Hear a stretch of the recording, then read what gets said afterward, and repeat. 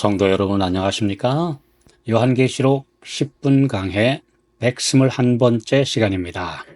오늘부터 계시록 8장을 함께 연구합니다. 오늘은 그 첫 번째 시간으로 일곱째 인이라는 주제로 우리 함께 말씀을 나누겠습니다.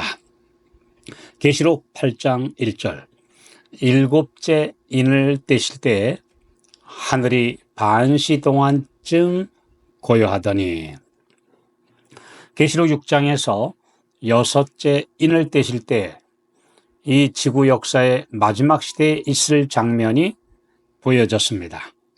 큰 지진과 함께 하늘의 권능들, 즉 해, 달, 별이 흔들리는 재림의 징조들이 나타났고, 드디어 천지가 진동하며 떠나가는 대격변이 일어날 때 악인들은 두려워 떨면서 어린 양의 진노, 즉 하나님의 공의가 집행되는 그 현장을 피하게 해달라고 애원합니다. 계시록 6장 17절 그들의 진노의 큰 날이 이르렀으니 누가 능히 서리요. 분명히 이 엄청난 사건과 악인들의 절규는 예수님의 재림 시에 일어날 장면임에 틀림없습니다. 그리고 이어서 누가 능히 서리오라는 이 엄숙한 질문에 계시록 7장이 대답합니다. 하나님의 인을 맞은 사람들은 그날에 설 수 있다라는 답과 함께 그들이 하늘 영광의 보좌 앞에 설 것이라고 말씀하십니다. 두 무리, 즉 구원받을 성도들과 멸망할 악인들의 대조적인 운명이 극명하게 드러납니다. 그리고 마지막 일곱째 인이 떼어집니다. 이때에는 이미 모든 사람들의 운명이 결정되었기 때문에 그 결과만 확인하게 됩니다. 사실상 계시록 8장 1절은 6장 1절부터 시작되는 일곱인의 결론이므로 8장 2절부터 나오는 일곱 나팔과는 전혀 다른 무대입니다. 하늘이 고요하다는 표현은 인간의 이해력으로는 이해하기 어려운 말입니다. 아무도 하늘에 가본 적이 없기 때문입니다. 여기에서 언급되고 있는 하늘은 우주 공간을 가리키는 것이 아니라 하나님께서 계신 하늘나라를 지칭하고 있습니다. 예수께서 나 있는 곳에 너희도 있게 하리라고 약속하신 실제적인 천국이며 하나님의 보좌와 유리바다와 찬란한 영광의 나라입니다. 하늘이 고요하더니, 그러나 성경에 약간씩 언급된 하늘의 모습은 결코 고요하지 않습니다. 하늘은 텅 빈 공간과 끝없는 침묵의 세계가 아니라 천사들로 구성된 하늘 찬양대의 기쁨의 찬양과 천천만만에 빛나는 천사들이 보좌를 둘러싸고 있는 찬란한 광경이 펼쳐지는 곳입니다. 이사야 6장 3절 4절 서로 창화하여 가로되 거룩하다 거룩하다 거룩하다 만군의 여호와여 그 영광이 온 땅에 충만하도다. 이같이 창화하는 자의 소리로 인하여 문지방의 터가 요동하며 집에 연기가 충만한지라. 하늘은 음악과 찬양의 선율이 흐르며 기쁨의 율동이 가득한 낙원입니다. 이 땅에서 잃어버린 영혼들이 구원받았다는 소식이 전해질 때마다 그곳에는 기쁨의 환호와 함께 천사들의 검은고가 연주되는 곳입니다. 성도들이 구원받아 하늘에 갈 때 기쁨의 함성이 천지를 진동할 것입니다. 찬양의 메아리는 보좌 앞에서부터 온 우주로 퍼져 나갈 것입니다. 이사야 51장 3절 대전하 여호와가 시온을 위로하되 그 모든 황폐한 곳을 위로하여 그 광야로 에덴 같고 그 사막으로 여호와의 동산 같게 하였나니 그 가운데 기뻐함과 즐거워함과 감사함과 창화하는 소리가 있으리라. 이 땅에서도 하나님의 백성들은 시온의 노래를 부를 연습을 해야 합니다.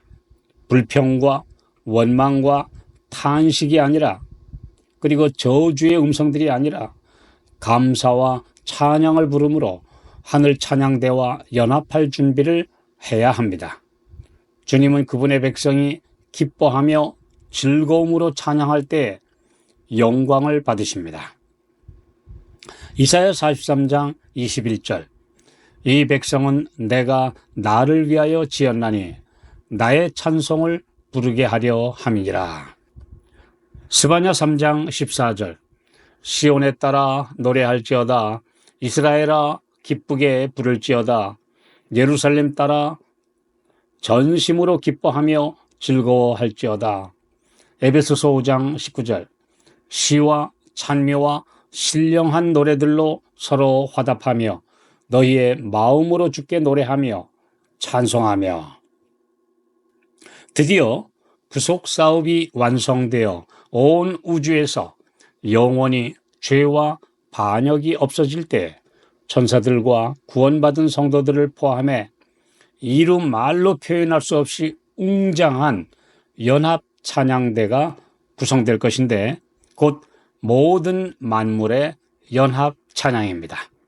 계시록 5장 13절, 내가 또 들으니 하늘 위에와 땅 위에와 땅 아래와 바다 위에와 또 그 가운데 모든 만물이 가로되 보좌에 앉으신 이와 어린 양에게 찬송과 존귀와 영광과 능력을 세세토록 돌릴지어다 하니.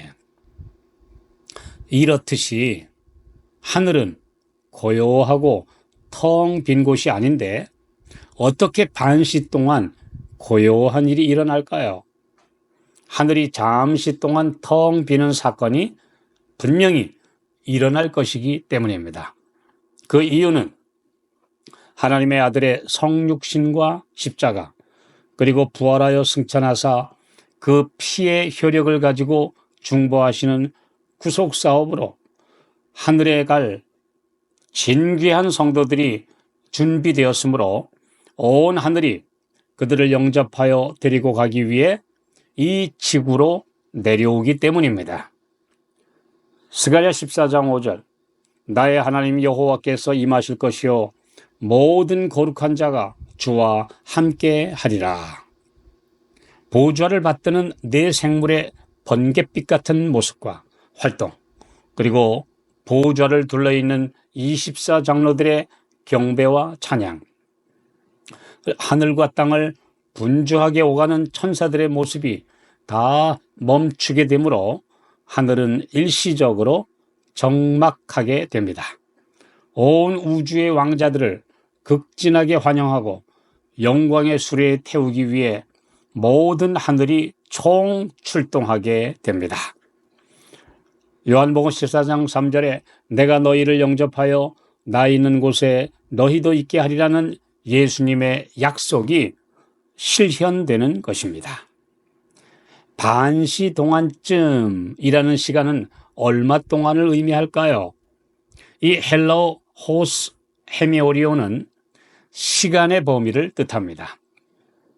다니엘과 요한계시록의 상징적 예언의 해석에는 언제나 민수기 14장 34절과 에스겔 4장 6절에서 하나님께서 밝혀주신 1일 1년 원칙이 적용됩니다. 그래서 이 원칙에 따라 계산하면 1시간은 2분의 1, 곧 반달이 되며, 따라서 반 시간은 7일 반이 됩니다. 반 시간쯤이므로 약 7일이라는 계산이 나옵니다. 구원받은 성도들을 영접하여 하나님이 계신 별 세계로 올라가는데 이런 시간이 필요한 듯 합니다. 하늘과 땅은 즉시 연결되는 우주의 교통인데 이것에 비해 꽤 오랜 시간일 듯 하지만 이것은 수많은 우주 환영객들의 영접을 받는 즐거움을 위해서일 것입니다. 성도들은 상상할 수 없는 경이로운 세계에 이제 막 진입하는 것입니다. 일곱째 인을 떼심으로 온 인류의 최종 운명이 확인되는 날, 이 날은 온 우주에서 가장 놀라운 역사가 성취되는, 그래서 지구에서 그리고 구원의 사역이 완성되는 날이 될 것입니다. 우리 모두가 그날 이 영광스러운 승리의 주인공이 되도록 지금 준비해야 합니다.